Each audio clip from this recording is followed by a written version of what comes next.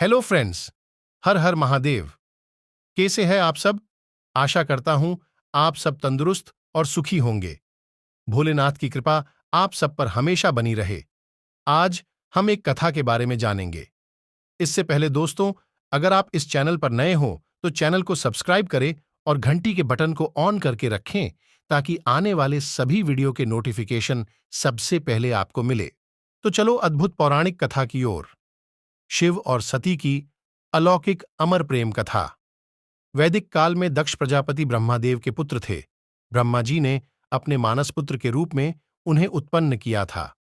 दक्ष प्रजापति का विवाह स्वयंभुव मनु की कन्या प्रसूति और वीरणी के साथ हुआ था। दक्ष राजाओं के देवता थे एवं भगवान विष्णु के अनन्य भक्त थे। दक्ष प्रजापति की सभी पुत्रियां गुणवती थीं। फिर भी दक्ष के मन में संतोष नहीं था। वे चाहते थे उनके घर में एक ऐसी पुत्री का जन्म हो जो सर्वशक्ति संपन्न हो एवं सर्वविजयिनी हो। अतः दक्ष एक ऐसी ही पुत्री के लिए तप करने लगे। तप करते करते अधिक दिन बीत गए तो भगवती आद्या ने प्रकट होकर कहा, मैं तुम्हारे तप से प्रसन्न हूं। तुम किस कारण ये तप कर रहे हो? दक्ष ने तप करने का कारण बताया तो मां बोली, मैं स्वयं पुत्री रूप में तुम्हारे यहां जन्म धारण करूंगी। मेरा नाम होगा सती। मैं सती के रूप में जन्म लेकर अपनी लीलाओं का विस्तार करूंगी। फलतः भगवती आद्या ने सती रूप में दक्ष के यहां जन्म लिया। सती दक्ष की सभी पुत्रियों में सबसे अलौकिक थीं। सती ने बाल्यावस्था में ही कई ऐसे अलौकिक आश्चर्यचकित करने वाले कार्य कर दिखाए थे जिन्हें देखकर स्वयं दक्ष को भी विस्मयता होती रहती थी। जब सती विवाह योग्य हो गई तो दक्ष को उनके लिए वर की चिंता होने लगी। उन्होंने ब्रह्मा जी से इस विषय में परामर्श किया। ब्रह्मा जी ने कहा, सती आद्या की अवतार हैं। आद्या आदि शक्ति और शिव आदि पुरुष हैं। अतः सती के विवाह के लिए शिव ही योग्य और उचित वर हैं। दक्ष ने ब्रह्मा जी की बात मानकर सती का विवाह भगवान शिव के साथ कर दिया। सती कैलाश में जाकर भगवान शिव के साथ रहने लगीं। भगवान शिव के दक्ष के दामाद थे, किंतु किसी वजह से दक्ष के हृदय में भगवान शिव के प्रति बैर और विरोध भाव पैदा हो गया। एक बार देवलोक में ब्रह्मा ने धर्म के निरूपण के लिए एक सभा का आयोजन किया था। सभी बड़े बड़े देवता उस सभा में एकत्र हुए। भगवान शिव भी इस सभा में बैठे थे। सभा मंडल में दक्ष का आगमन हुआ। दक्ष के आगमन पर सभी देवता उठकर खड़े हो गए, पर भगवान शिव खड़े नहीं हुए। उन्होंने दक्ष को प्रणाम भी नहीं किया। फलतः दक्ष ने अपमान का अनुभव किया। केवल यही नहीं, उनके हृदय में भगवान शिव के प्रति ईर्ष्या की आग जल उठी। वे उनसे बदला लेने के लिए समय और अवसर की प्रतीक्षा करने लगे। एक बार सती और शिव कैलाश पर्वत पर बैठे हुए परस्पर वार्तालाप कर रहे थे। उसी समय आकाश मार्ग से कई विमान कणखल की ओर जाते हुए दिखाई पड़े। सती ने उन विमानों को दिखकर भगवान शिव से पूछा, प्रभो, ये सभी विमान किसके हैं और कहां जा रहे हैं? भगवान शंकर ने उत्तर दिया, आपके पिता ने बड़े यज्ञ का आयोजन किया है। समस्त देवता और देवांगनाएं इन विमानों में बैठकर उसी यज्ञ में सम्मिलित होने के लिए जा रहे हैं। इस पर सती ने दूसरा प्रश्न किया, क्या मेरे पिता ने आपको यज्ञ में सम्मिलित होने के लिए नहीं बुलाया? भगवान शंकर ने उत्तर दिया, आपके पिता मुझसे बैर रखते हैं, फिर वे मुझे क्यों बुलाने लगे? सती मन ही मन सोचने लगी। फिर बोली, यज्ञ के इस अवसर पर अवश्य मेरी सभी बहनें आएंगी। उनसे मिले हुए बहुत दिन हो गए। यदि आपकी अनुमति हो तो मैं भी अपने पिता के घर जाना चाहती हूं। यज्ञ में सम्मिलित हो लूंगी और बहनों से भी मिलने का सुअवसर मिलेगा। भगवान शिव ने उत्तर दिया, इस समय वहां जाना उचित नहीं होगा। आपके पिता मुझसे बैर रखते हैं। हो सकता है वे आपका भी अपमान करें। बिना बुलाए किसी के घर जाना उचित नहीं होता है। इस पर सती ने प्रश्न किया, ऐसा क्यों?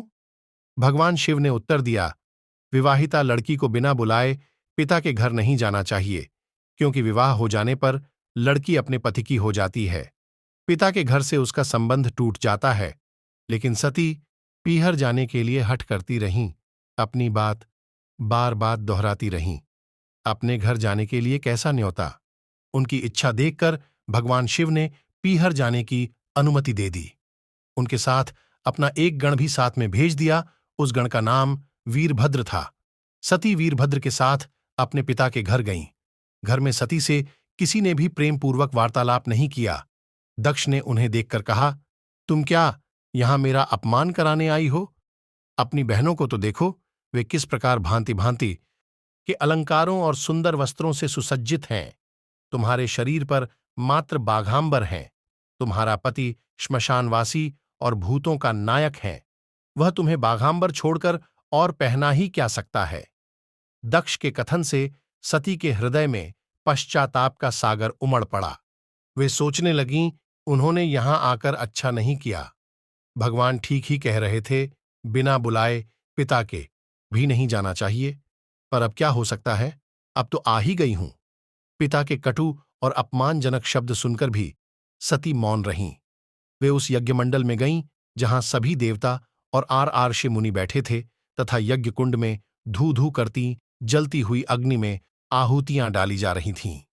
सती ने यज्ञमंडप में सभी देवताओं के तो भाग देखे, किंतु भगवान शिव का भाग नहीं देखा। वे भगवान शिव का भाग न देखकर अपने पिता से बोलीं, पितृश्रेष्ठ, यज्ञ में तो सबके भाग दिखाई पड़ रहे हैं, किंतु कैलाशपति का भाग नहीं है। आपने उनका भाग क्यों नहीं रखा? दक्ष ने गर्व से उत्तर दिया, मैं तुम्हारे पति शिव को देवता नहीं समझता। वह तो भूतों का स्वामी, नग्न रहने वाला और हड्डियों की माला धारण करने वाला है। वह देवताओं की पंक्ति में बैठने योग्य नहीं है। उसे कौन भाग देगा? सती के नेत्र लाल हो उठे। उनका मुखमंडल प्रलय के सूर्य की भांति तेजोदीप्त हो उठा। उन्होंने पीड़ा से तिलमिलाते हुए कहा, ओह, मैं इन शब्दों को कैसे सुन रही हूं? मुझे आपसे धिक्कार है। देवताओं, तुम्हें भी धिक्कार है। तुम भी उन कैलाशपति के लिए इन शब्दों को कैसे सुन रहे हो जो मंगल के प्रतीक हैं और जो क्षण मात्र में संपूर्ण सृष्टि को नष्ट करने की शक्ति रखते हैं। वे मेरे स्वामी हैं। नारी के लिए उसका पति ही स्वर्ग होता है। जो नारी अपने पति के लिए अपमानजनक शब्दों को सुनती है, उसे नरक में जाना पड़ता है। पृथ्वी सुनो, आकाश सुनो और देवताओं, तुम भी सुनो। मेरे पिता ने मेरे स्वामी का अपमान किया है।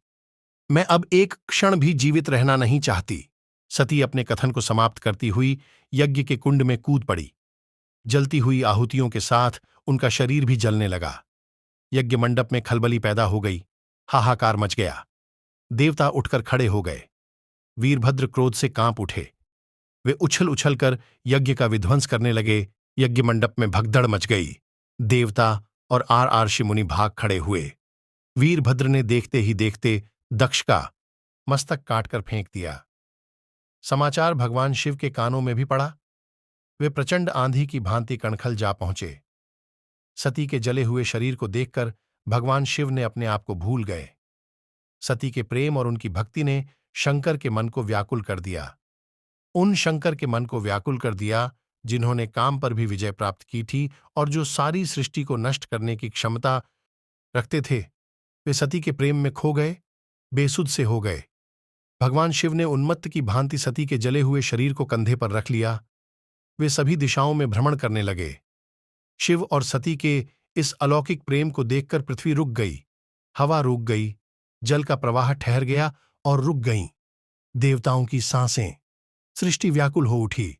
सृष्टि के प्राणी पुकारने लगे, त्राहिमाम, त्राहिमाम।